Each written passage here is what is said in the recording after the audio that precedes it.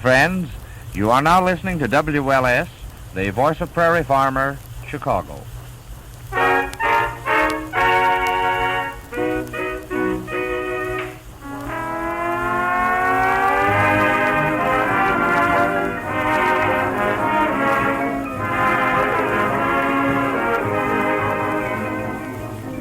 The makers of Johnson's Auto Wax salute you with another salvo of stirring syncopation and self-starting sagas with Rico Marcelli's orchestra, the Three Kings, the Bennett Sisters, the Johnson Waxettes, Lynn Martin, and Marian and Jim as our two waggish wanderers, Fibber McGee and Molly.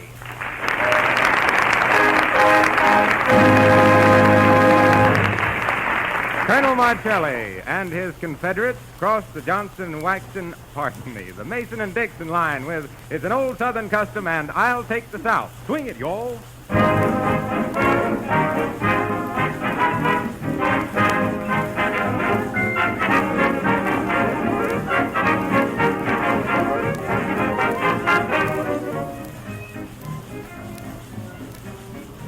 Did you ever stop to think that a faded, dirty, and discolored car will create an unfavorable impression of the owner just as quickly as an untidy home or a shabby personal appearance? Now, please don't misunderstand me. I don't mean that you've got to drive a new car to look respectable. It's the appearance of your car that counts. Whether your car is new or old, Johnson's new easy-to-use auto cleaner will restore the finish, and a coat of Johnson's quick-to-apply auto wax will protect it and give you a car you'll be proud to be seen in anywhere at any time. You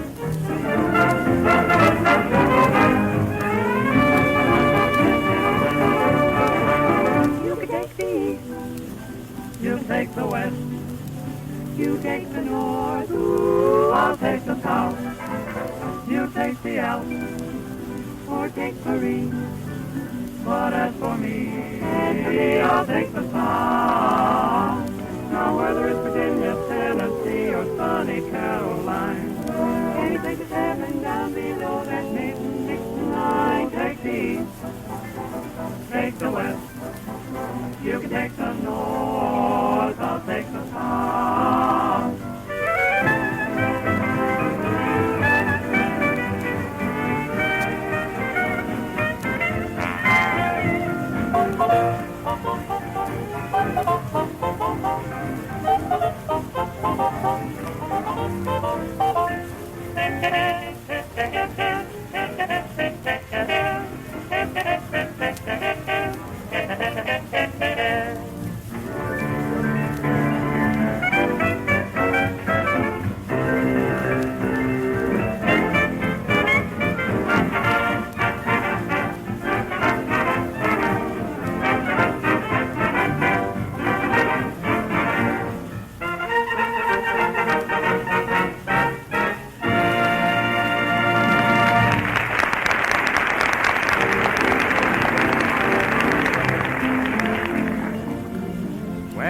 Marcelli and his men telling us it's an old Southern custom, we'll go along as far as Washington, D.C. with Fibber and Molly as they are driving into the Capitol. My, it's a real pretty town, ain't it, McGee? Real progressive. Oh, I don't know, Molly. They ain't got past their ABCs when it comes to naming the streets. A Street and B Street, C Street. Oh, look, McGee. Huh? There's the Washington Monument. Washington Monument, huh? Must be a pretty dead town if they gotta put up a monument for it. No. It's for George Washington, ignorant. The father of his country. Oh. Remember him, McGee? He never told a lie. Oh, no. How about that there yarn about him throwing $1 across the Potomac? Twas the truth, that was. Oh, yeah? Shucks, $1 wouldn't flutter more than 2 foot. And why wouldn't it? Not unless he wrapped a rock into it. Why, shucks, you can't throw it. 'Twas a silver dollar, foolish. Oh, well. Well, he didn't do any more than what Roosevelt done. Tossed it from bank to bank. Don't you get it, Molly? I says it ain't funny, McGee. Okay. You better find out where we're heading. This is the second time we've come around this way. Okay. I'll ask that fellow over there in the doorway. He's a senator. I'll pull over there. Gotta get them brakes fixed. Quit blowing the horn, McGee. It ain't respectful. Well, I'm just trying to get that there senator's attention. Don't wake him up or he'll start making a speech, McGee. How do you you know he's a senator? Oh, it says so onto his hat. Oh, 'tis just like the Rotary Club. They label him now. Yoo-hoo! Senator! Hey, don't blow no more, Molly. Here he comes. Yes, and taking his hat off like a true representative of the people. You betcha. Good evening, Senator. Evening, folks.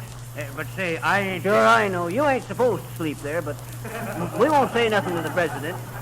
Is this the right way to get downtown, Senator?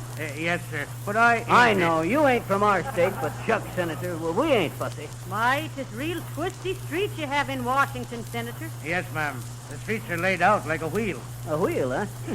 They tell me the Republicans is planning to put a spoke into it. Be quiet, McGee. You don't know if his religion is Republican or Democrat. Oh, I'm a socialist, ma'am. Oh, society, eh? Say, what you think of the NRA, Senator? Well, I don't know. The NRA was... Yep, that's it, Senator. I mind the time I writ the letter to the president, and I says, Frank, I says, listen, I says, this here Blue Eagle is a mistake, I says. And you know why? Why? Well, I could imagine him saying, well, says I, a blue eagle ain't natural. Eagles don't come into blue shades, I says. If you want a bluebird for happiness, I says, or an eagle for meanness, take one or the t'other, but you can't have a mean bluebird or a happy eagle, I says. And look what happened. The Supreme Court... McGee, you know nothing about it at all. Senator, the first time McGee ever saw one of them blue eagles in the window, he went in and asked for birdseed. But listen, folks, I tell you, I ain't... I know, Senator. You ain't supposed to tell state secrets out of session, but it's okay. You know, I was going to run for Congress once myself. Oh, is that so? On what ticket? Round trip. Who, me? No, sir. I was going to run onto a free postage ticket. Why, I haven't... Senators and congressmen don't have to use any stamps anyway. They just frank the envelopes. Oh, Frank, in honor of the president, I suppose, Senator. But listen, I ain't... No, sir, you ain't taking up a bit of our time, Senator. Matter of fact, that's what we come here for, was to talk to you boys up there on the hill and give you a few suggestions. But I tell you... How do you take this here share the wealth idea, Senator? What do you think of that? Not official, of course, just man to man. Well, I think that... That's just what I always said. Share the wealth and spoil the fun, I says. Now, suppose you had $1 million, and suppose I just had $2. What do you mean, suppose, McGee? Well, sir, then suppose the idea was to kind of distribute the money all around again. Why, shucks, that'd ruin business. Get so the bond salesman wouldn't know who to call up next. They'd have to start making gold-plated time clocks for millionaires to punch when they come down to work. And all the filling station attendants would start taking 3 hours for lunch. No, sir, it ain't practical, says I. Listen, folks, please. Now, forget it, Senator. You ain't holding us up a bit. Now, how about this here utility holding company business? Why, if there was no holding companies, what in Tunket would they do with all the bags? Shucks, somebody's got to hold them. And I stand with this here Grover Lafolity when he says, of the people, for the people, and by the people. If you can't buy the people, just borrow them till after election. McGee, now maybe the senator has got to go answer his mail. Oh, shucks. He can send a telegram, can't he? Listen, Senator, I always says that what this here country needs is a third party. We was never invited to the first two, McGee. A third party. Shucks, we already got the donkey and the elephant, and they both got long ears and thick skins and big teeth. So what we need is something delicate, like a potato bug party or a hummingbird party. Don't start a pelican party, McGee. Think what a big bill they'd put in. Yeah. Well, sir, Senator, I always say... Say, I can't talk no more, folks. Please don't call me senator. Oh, are you just a representative? McGee, you said you saw the word senator on his hat. I did. Oh, that don't say senator. It says janitor. Janitor? I run this building. Just a shoveler in. But I'll be Come glad on, to... Hey, where you going?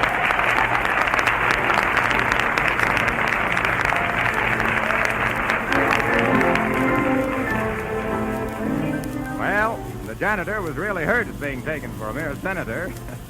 You know, you just can't take anything for granted nowadays, can you? For instance, when we look at our diminutive dispenser of song, Lynn Martin, we can hardly believe her when she says, I'm just an ordinary human.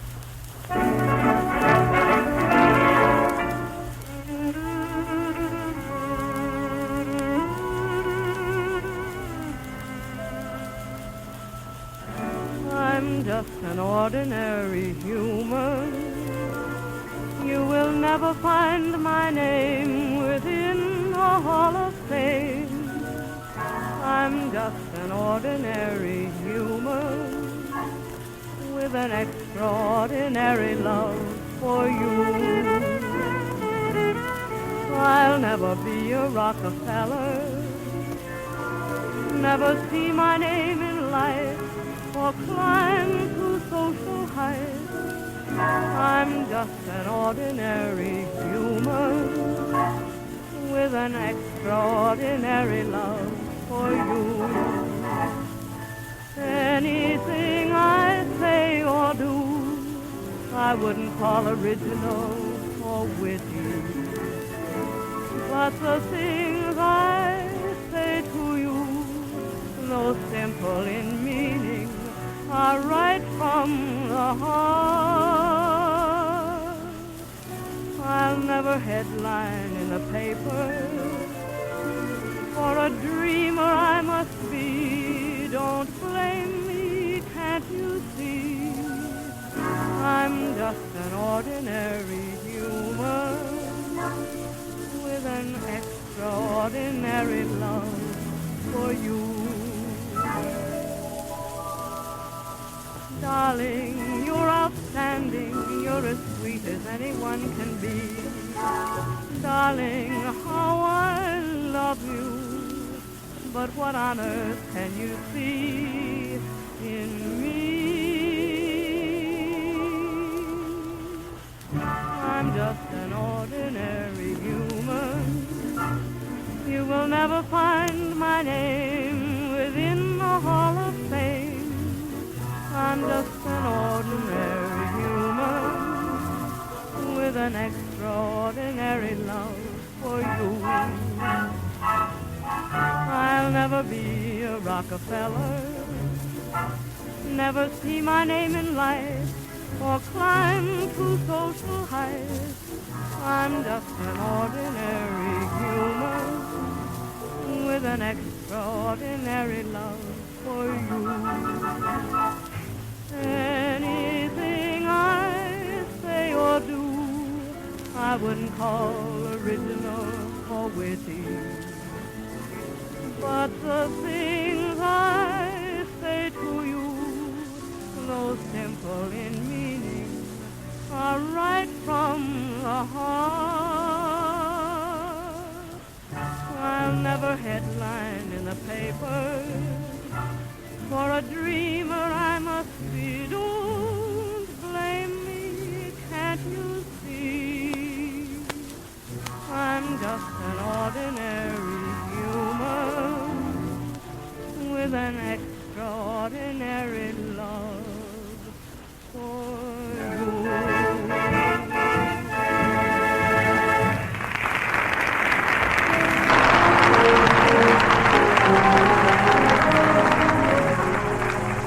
Now I have a real message for you from the Johnston... Yes, sir, folks, as I was saying to my friend Harpo here... Not Harpo. Harlow. Harlow. What does it spell backwards? Nothing. Oh, the same both ways, eh? Yes, sir, folks, I'll never forget the time I was crossing the Palabula Bay into my car on a ferry boat. When up come a big wave and my car plunged off from the edge of the deck into 42 fathoms of salt water. Quick as a flash, I closed up the windows and turned on the lights as I sank down to the bottom of the bay. Well, sir, I was down there in the bottom of the bay in my car for 13 days and 11 nights. Whoa, 13 days and 11 nights. I can't figure that out, Fibber. I know. It was pretty deep for me, too. Well, sir, I lived on clams and oysters and lobsters that come swimming in between the floorboards. And when they finally dredged me up, I was real glad, because the air was beginning to get kind of bad, and I needed a clean shirt and a shave. Well, sir, when I scraped the mud off in the car, I found it was brown instead of gray on account of all the iodine into the seawater. But the coat that Johnson's auto wax onto it hadn't been affected at all. No, sir. It was still gleaming and glistening like... McGee, will you sit down and quit pestering Mr. Wilcox? Can't you see the poor man is all aflutter? Oh, don't mind him, Molly. You know how often them polo players get hit on the head. Oh, you're going to ad-lib, eh? Well, we wouldn't recommend plunging to the bottom of the bay to test out your Johnson's Auto Wax. But in spite of all the sun and storm wear and tear on your car, we can say that if you want your car's finish to glitter and sparkle as it did the day you bought it, try Johnson's amazing new Auto Wax and Auto Cleaner. Now, first I'm going to say something about the cleaner, because if you've tried others that take lots of time and muscle work and even damage the paint job, you'll marvel at this modern miracle worker that seems to work like magic. The entire principle of Johnson's Auto Cleaner is new and totally different, for it actually takes less time and less muscle work and positively will not injure the finish in any way.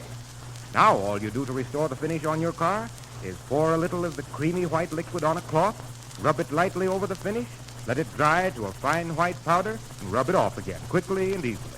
And once again your car will shimmer in the sunlight, bright as the day you saw it on the showroom floor. For Johnson's Auto Cleaner polishes as it removes every trace of greasy film and gritty dirt. Your car will shine again like a morning in May. And that, curiously enough, is your cue, Marcelli, for a morning in May.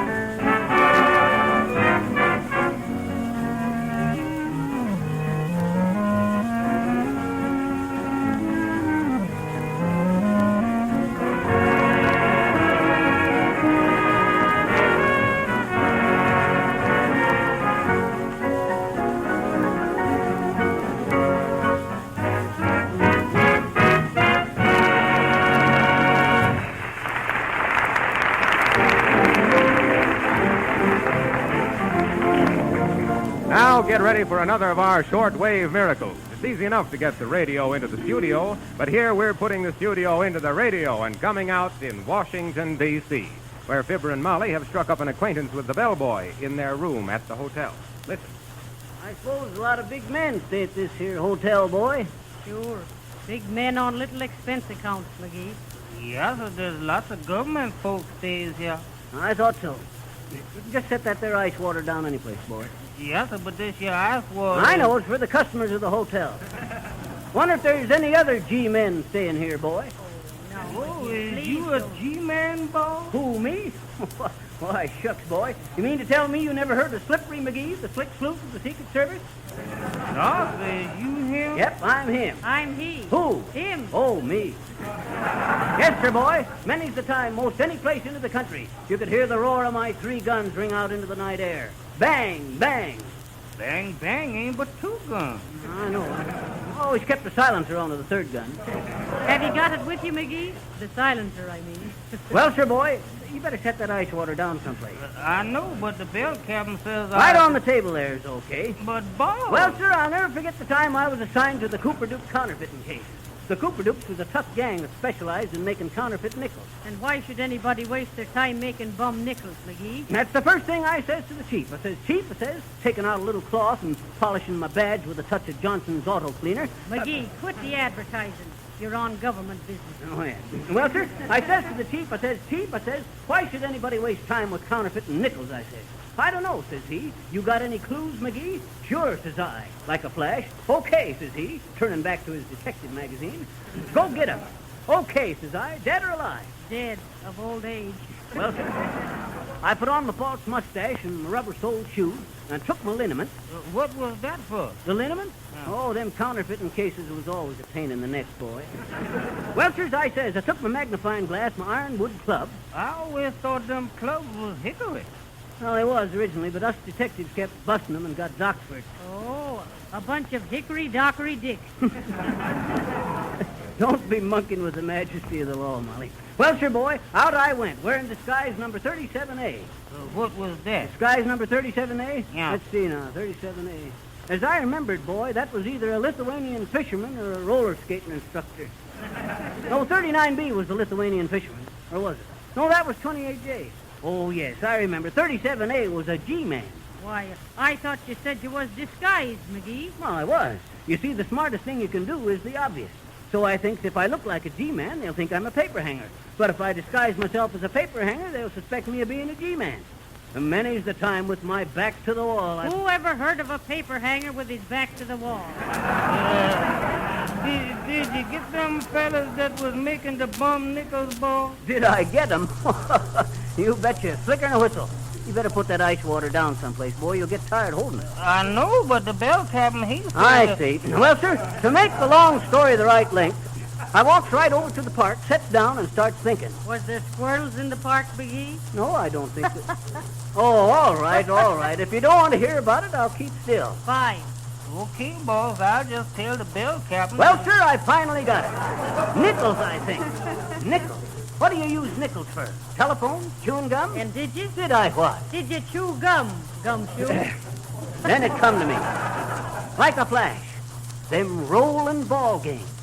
So I went to where them last counterfeit nickels had been passed out and started playing them games. Did you win, boss? What's that got to do with the case? Well, sir, I played game after game, watching all the other players out of the corner of my eye. All my senses alert, you might say. Mostly your 5 senses, McGee.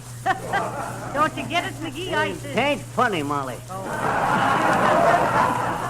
Well, sir, I spotted a fella that was acting kind of suspicious, so when he goes out, I walks over to the machine he was playing, wipes the fingerprints off onto a cloth, and follows him out.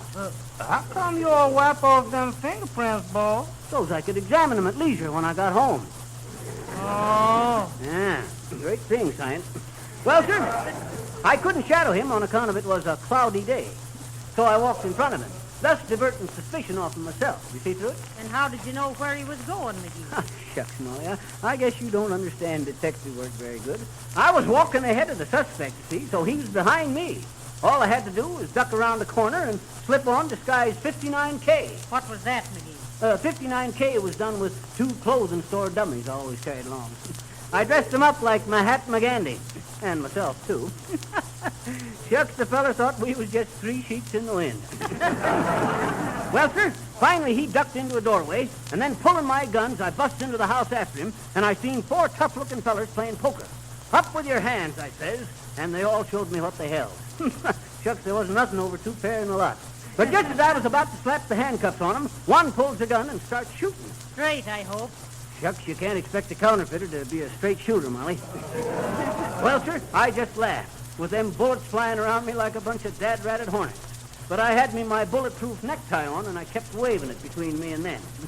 It come in as a plain blue silk and went out a polka dot pattern. Well, sir, I had 'em then, and they knowed it. So what does they do but rushes into another room and starts swallowing them nickels by the handful, destroying the evidence. They had so many nickels it took a 10-ton truck to get them to the police station. What did the law do, boss? Send them up? No, sir, boy. They melted them down and sent them to the mint. And that's how... Hey, where you going with my ice water, boy? I was going to room 746, and it ain't your ice water in the first place, and in the second place, it ain't ice water by now. I know how. Well, further now, can you imagine? Now, me letting him into the inside workings of the... That's all the gratitude the government.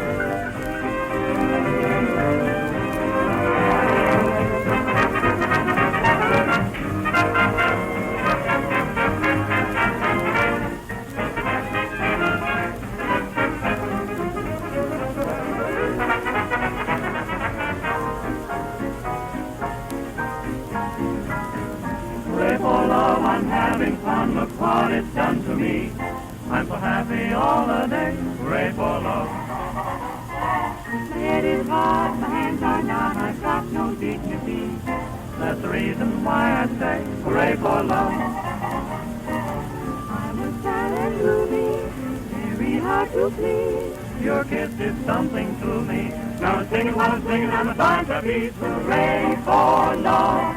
I was a tiger, now I'm like a dog.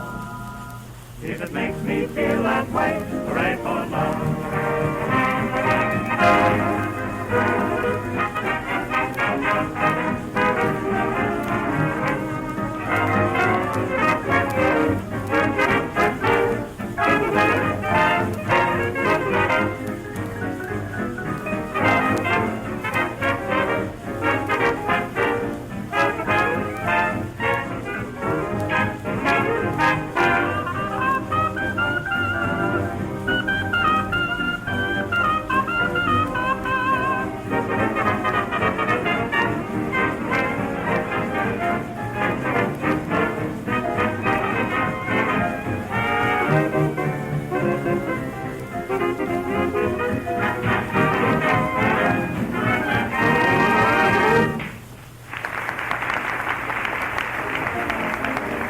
That was Hooray for Love. And may we tell you right here that your love will probably hooray for you when you call for her in that gleaming, smart-looking car that Johnson's Auto Wax has just rescued from a life of obscurity.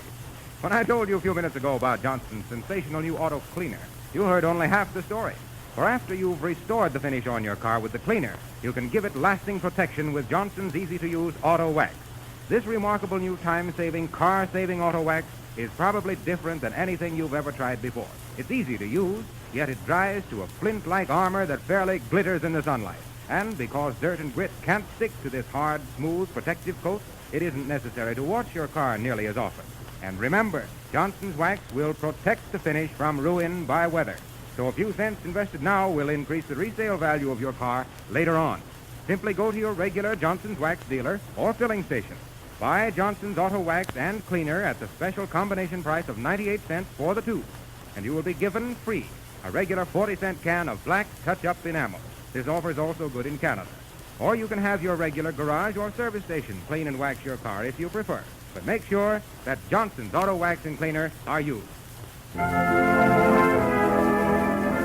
And we'll expect you back next Monday at this same time. Yes, when sir, we're going... folks. Me and Harpo here will tell you about the time when I was a lifeguard. Beauty McGee, they called me. The brave, bold boss of the bathing beach. I'll tell you how I saved a gorgeous, blonde-haired... McGee? How I saved that there skinny, cross-eyed gal from down. Shucks, Molly, I was just telling Harpo. Well, there you are. Bring your bathing suits, and we'll all plunge into this same wavelength with Fibber McGee and Molly. Remember, come to this same beach next Monday night at this hour. You'll find McGee on the platform, hot dogs to your left, ice cream cones to your right, and Johnson's Auto Wax at your nearest dealer. This is Harlow Wilcox in disguise number 73X. Good night.